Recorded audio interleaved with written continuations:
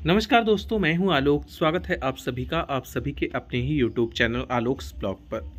दोस्तों, आज की इस वीडियो के अंदर एक बहुत ही बढ़िया मेडिसिनल प्लांट प्लस जो है हर पूजा के अंदर जिसके पत्तों का इस्तेमाल किया जाता है, वास्तु दोष निवारण के लिए जो बहुत अच्छा माना जाता है, घर के लिए एक शुभ पौधा है बीटल प्लांट या फिर पान का पौधा, जो कि हर किसी की जुबान में जो है जब बनारस में जाता है तो बनारसी पान बनकर चढ़ जाता है।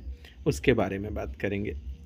पान जिसको तमाम इंग्रेडिएंट के साथ लोग खाने के लिए जो है इस्तेमाल करते हैं। बहुत कम लोग जानते होंगे कि इसके बहुत सारे मेडिसिनल प्रॉपर्टीज भी इसकी हैं।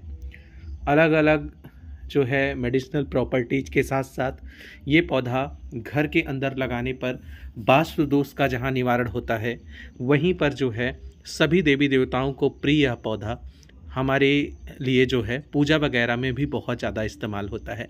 शायद ही घर पे अंदर कोई पूजा हो जिसमें पान के पौधों का इस्तेमाल ना होता हो। इस पौधे को घर के अंदर लगाना बहुत आसान है, लेकिन छोटी छोटी गलतियां जो हैं इस पौधे को मार देती हैं। सर्दियां आने वाली हैं, इस वजह से जो है इसकी स्पेशल केयर भी अब करना ज़रूरी हो गया है। ये वो टाइम है नवंबर के अंदर जब इसके अंदर ग्रोथ धीमे हो जाएगी, पत्तियों की साइज़ जो है वो पहले की अपेक्षा थोड़ी छोटी हो जाएगी, और साथ ही साथ जो है ये कुछ पत्तों को जो है वो पीला करके गिरा भी सकता है। तो अगर सारे सूटेबल कंडीशन हैं और एक दो पत्ते पीले हो रहे हैं तो आपको घबराने की ज़रूरत बिल्कुल भी नहीं है। आपका पौधा जैसे ही मार्च का टाइम आएगा और इसको मतलब बिल्कुल मनी प्लांट के जैसे ये दिखने बिहेव करता है। जिस तरह वो विंटर के अंदर पत्तियां पीली करना, पत्तियां गिराना या फिर ग्रोथ स्लो कर देना दिखाता है, बिल्कुल वैसे ही इसके साथ भी होता है। इस पौधे के बारे में अगर मैं बात करूं तो इसके अंदर बहुत सारी मेडिसिनल प्रॉपर्टीज़ भी होती हैं। सबसे पहली जो मैं इसकी मेडिकल प्रॉपर्टी की बात करूं, गर्मियों के अंदर पान के पत्तों या फिर पान खाना लोगों को काफ़ी ज़्यादा पसंद होता है। आफ्टर डिनर लोग जो है पान लेते हैं, आफ्टर लंच पान लेते हैं, क्योंकि ये जो है वाटर का बहुत अच्छा सोर्स होता है और साथ ही साथ डिहाइड्रेशन को रोकने में काम आता है, और पानी की मात्रा जो है अंदर अच्छी बनी रहती है, और इसको खाने से जो है वो भोजन का पाचन भी अच्छा होता है। तो गर्मियों के अंदर रिच वाटर सोर्स होने के कारण जो है इसका इस्तेमाल काफ़ी ज़्यादा किया जाता है। पान के पौधे के अंदर दर्द को कम करने की बहुत बढ़िया क्षमता होती है। चाहे कहीं पर कटा जला हो तो इसके पत्तों का जो है लेप बनाकर उसके ऊपर लगा लिया जाए, या फिर इंटरनल कोई पेन हो तो इसके जो पत्तों का रस होता है उसको पीने के बाद दर्द में काफ़ी ज़्यादा राहत मिलती है।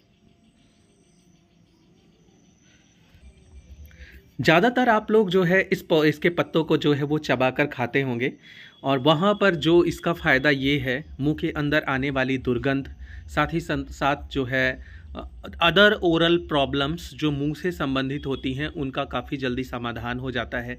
मुंह से दुर्गंध आती है, या फिर दांतों के अंदर कोई प्रॉब्लम चल रही है, या फिर जो है बहुत ज़्यादा जो है कभी कभार छाले पड़ जाते हैं मुंह में, तो पान जो है वो सादा पान अगर आप लगाकर खा लेते हैं, मतलब मीठा पान जिसको बोलते हैं, तो उससे काफ़ी ज़्यादा राहत मिलने लगती है। इसकी अगली जो प्रॉपर्टीज़ है वो है वेट लॉस में काफ़ी ज़्यादा जो है हेल्पफुल है। इसके अंदर जो है फैट को कम करने की क्षमता होती है। अगर आप इसका सेवन करते हैं खाने के बाद जो है, तो खाने के अंदर जो एक्स्ट्रा फैट्स होते हैं वो इसको कम करता है, और काफ़ी ज़्यादा जो है वेट लॉस में है जो है हेल्प करेगा। अगला जो इसकी प्रॉपर्टी है वो है एंटी कैंसर एजेंट जो है इसके अंदर पाए जाते हैं। बॉडी के अंदर अलग अलग जो है ऑर्गन्स कभी कभार कैंसर से प्रभावित हो जाते हैं। इसके पत्तों का रस लेना या फिर जो है अलग अलग तरीके से इसका इस्तेमाल करना जो है वो कैंसर में भी काफ़ी ज़्यादा राहत देता है। इस तरीके से इसके अंदर बहुत सारी मेडिकल प्रॉपर्टीज होती हैं। घर के अंदर इसको लगाना शुभ होता है, क्योंकि ये एक जो है शुभ पौधा होता है। बहुत सारे शुभ पौधों में ये अपना एक अलग ही स्थान रखता है, क्योंकि शायद ही अदर जो शुभ पौधे हैं उनके पत्तों का इस्तेमाल हर पूजा में होता हो, लेकिन आप लोग देखते होंगे इसके पत्तों का इस्तेमाल लगभग सभी पूजा के अंदर होता है। तो इसको लगाइए और घर के अंदर जो है आप घर के एंट्रेंस पर या फिर जहाँ कहीं भी आपके लॉन के अंदर ऐसी जगह हो जहाँ पर सूर्य का डायरेक्ट प्रकाश इसके ऊपर ना पड़े, मतलब इनडायरेक्ट सनलाइट इसको अच्छी मिलती रहे, वहाँ पर ये काफ़ी ज़्यादा आपके लिए हेल्पफुल होगा। और ग्राउंड पर अगर आप इसको लगा देते हैं तो फिर पान के पौधों का एक पूरी खेती आप जो है इसकी कर सकते हैं। तो पॉट के अंदर लगाइए, काफ़ी ज़्यादा जो है वो हेल्पफुल होगा। लगाने का बेस्ट टाइम जो है अब मार्च से लेकर जो है रेनी सीजन तक कभी भी आप इसको लेकर आ सकते हैं और इसके पौधे को ग्रो कर सकते हैं। अगला जो पॉट साइज़ की बात करी जाए तो मिनिमम 10 इंच के पॉट के अंदर आप इसको लगा सकते हैं। छोटा पॉट देंगे, जब ये छोटा है तो छोटा पॉट भी दे सकते हैं, लेकिन मेरे हिसाब से जो है वो 10 इंच का पॉट जो है वो देना सही रहेगा। बहुत छोटा पौधा लेकर आते हैं तो डायरेक्टली बहुत बड़े पॉट के अंदर भी मत शिफ्ट कीजिए। अब बात कर लेते हैं इस पौधे की जो है मिट्टी के बारे में। मिट्टी इसको जो है वो बेड ड्रेन के साथ साथ जो है थोड़ा मॉइस्चर को होल्ड करने वाली जो है होनी चाहिए। एक हिस्सा मिट्टी, एक हिस्सा रेत, एक हिस्सा कंपोस्ट और एक हिस्सा कोकोपीट मिलाकर अगर आप इसके लिए सॉइल मिक्स को प्रिपेयर करेंगे तो वो अच्छा मॉइस्चर भी होल्ड करेगी, अच्छे न्यूट्रिएंट्स को भी होल्ड करेगी और प्लस जो है उसके अंदर बहुत अच्छी क्वांटिटी में जो है ड्रेनेज को भी अच्छा बनाने की क्षमता होगी। तो मिट्टी जब भी बनाइए ऐसे ही बनाइए, कोकोपीट, कंपोस्ट और सैंड और आपका गार्डन सॉइल इक्वल क्वांटिटी में लेकर इसके लिए सॉइल मिक्स बनाइए। मेरे पान के पौधों में बहुत ही प्यारे प्यारे पत्ते आ रहे हैं और देखिए इसके अंदर कितनी चमक है। अभी तो आपको इस वीडियो के स्टार्टिंग में कम चमक दिखी होगी क्योंकि हल्का हल्का सा अंधेरा हो रहा था। मैंने लेट वीडियो स्टार्ट की, 2 दिन से वीडियो में कर भी नहीं पा रहा था क्योंकि समय नहीं था। आगे इस पौधे के बारे में बताऊं मैं आप लोगों को, तो एक कहावत आप लोगों ने सुनी होगी, धान पान और उकेरा ये तीनों पानी के चेरा। तो पानी बहुत ज़्यादा पसंद होता है इसको, मतलब नमी पसंद होती है मिट्टी के अंदर। ग्राउंड पर लगा है तो फिर तो जो है वो थोड़ा ओवर वाटरिंग भी हो जाएगी तो बर्दाश्त कर लेगा, लेकिन पॉट के अंदर एक्स्ट्रा वाटरिंग जो है इसके पत्ते को पीला करना और इसको रॉट होने की प्रॉब्लम दे सकता है। तो मिट्टी को चेक करिए, अगर नमी है तो फिर एक्स्ट्रा पानी देने की ज़रूरत नहीं है। मैंने पहले भी आप लोगों को जिक्र किया कि ऐसी जगह पर लगाइए जहाँ पर इनडायरेक्ट सूर्य का प्रकाश इसके ऊपर पड़े।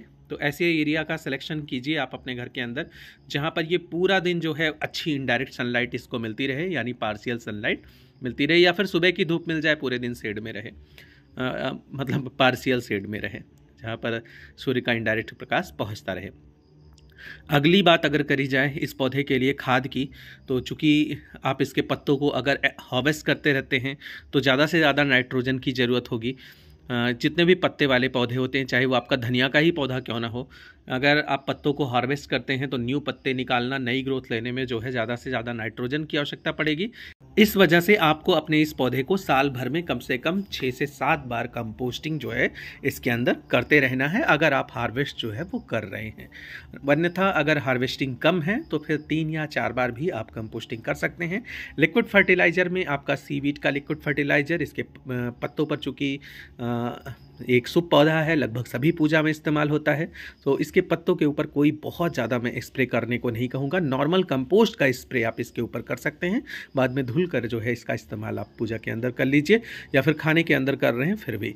और मैं तो कहूँगा मिट्टी के अंदर ही इसको जो है वो लिक्विड फर्टिलाइज़र जो भी देना है दीजिए, पत्तों के ऊपर स्प्रे मत कीजिए, क्योंकि खाने में, पूजा में, अलग अलग चीज़ों में अगर इसका इस्तेमाल हो रहा है तो पत्ता दूषित होगा तो अलग से जो है प्रॉब्लम हो सकती है।